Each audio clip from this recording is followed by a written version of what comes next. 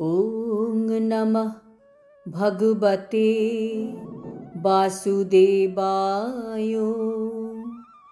শ্রীমদ্ ভগবদ গীতা তৃতীয় অধ্যায় কর্মযোগ।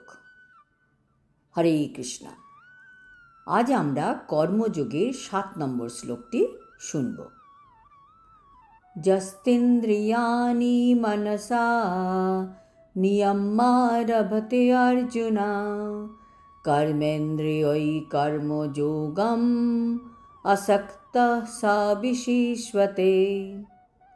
অনুবাদ: হে অর্জুন, কিন্তু যিনি মনের দ্বারা ইন্দ্রিয়গুলিকে সংযত করে অনাসক্তভাবে কৃষ্ণ ভাবনায় কর্মযোগের অনুষ্ঠান করেন, তিনি অনেক গুণে শ্রেষ্ঠ।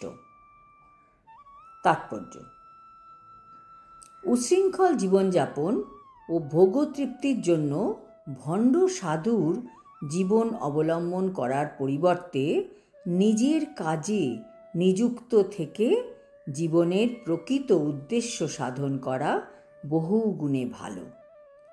তার ফলে জড় বন্ধন থেকে মুক্ত হয়ে ভগবানের ধামে ফিরে যাওয়া যাবে। আমাদের জীবনের প্রধান স্বার্থ হওয়া উচিত শ্রী বিষ্ণুর শ্রী চরণারবিন্দের আশ্রয় লাভ করা।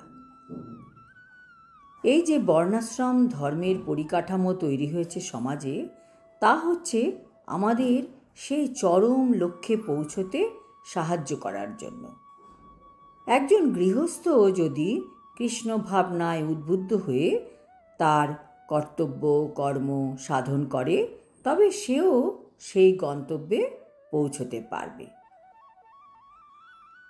আত্মোপলব্ধির জন্য শাস্ত্রের নির্দেশ অনুযায়ী আমাদের সংযত জীবনযাপন করতে হবে, আর আমাদের যা কর্তব্য কর্ম তা নিরাসক্তভাবে করলেই আমরা উন্নতি সাধন করতে পারব।